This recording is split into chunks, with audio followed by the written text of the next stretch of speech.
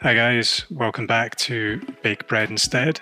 Today we're going to talk through creating a sort of high hydration rustic loaf dough and the issues that can arise with impatience and how all that good work making a dough can be undone by simply not waiting around at the end.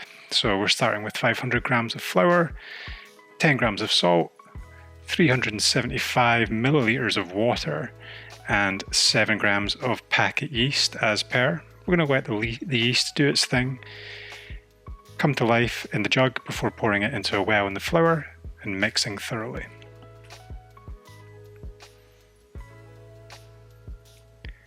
You can use a wooden spoon, you can use your hands, anything will do this, so long as you combine everything to the point where it's cohesive. Our first mix is just to get things sticking together.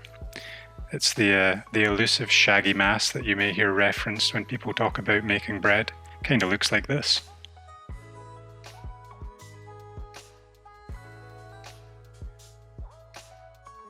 Cover that up. We're going to let it relax. Dough's always easier to work with if you give it a bit of time. Once things have calmed down, it's easy to handle. We're going to use wet hands for wet dough. So we're just pulling and folding, working our way around the dough. And as we do that, it becomes much easier to handle. It will firm up. You'll be able to work with it. To start with, it will seem impossibly sticky, but after just a few folds, you should be able to start feeling it become a dough that you can work with.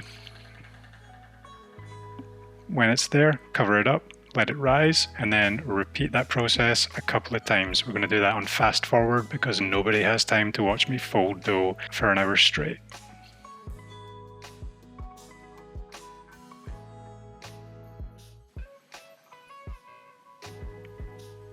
Because this dough's so wet, we're basically never going to knead it.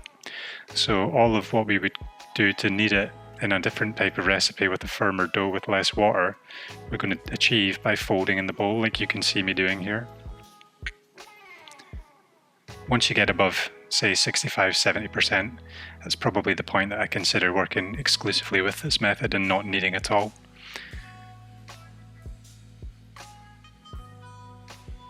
Cover it up, let it rise. So after an hour, your dough should be looking pretty big, pretty puffy, and quite jelly-like because of all that moisture content. So give it a shuggle, enjoy what you see, and look for that puffy, spongy look. That's what we want, that's how we know it's ready. We want to work with this dough on a floured surface, but the easiest way to achieve that is to actually flour the top of the dough. We're going to be stretching towards the sticky underside, and having that flour on the bottom on that contact surface means that we'll still be able to detach the bread when we're done shaping. Things are still looking good at this point. We've done everything right. You can see that there's a kind of spongy structure and open holes in the dough as it's been rising. When we pull it in towards the middle, we can see that tension's building, that we're getting a firmer skin forming across that floured bottom side of the dough as we pull things in. That's all good. That's all what you want to see. And that'll only really happen properly if it's had enough time to relax. So here it is, our dough ball. We can move it around at this point. It's not really sticking to the surface.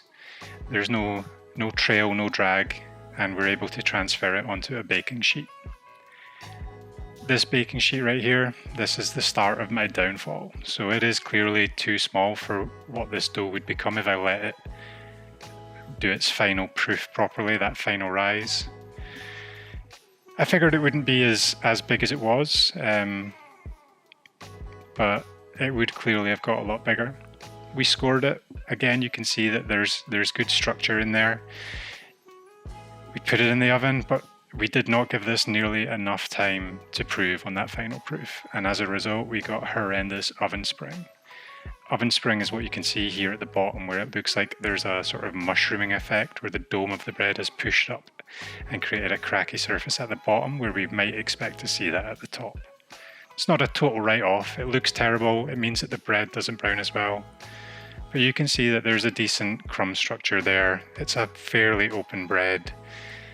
It's a little bit denser than I would have liked, a little bit less even in the rise, but Not the end of the world, still tasted pretty good.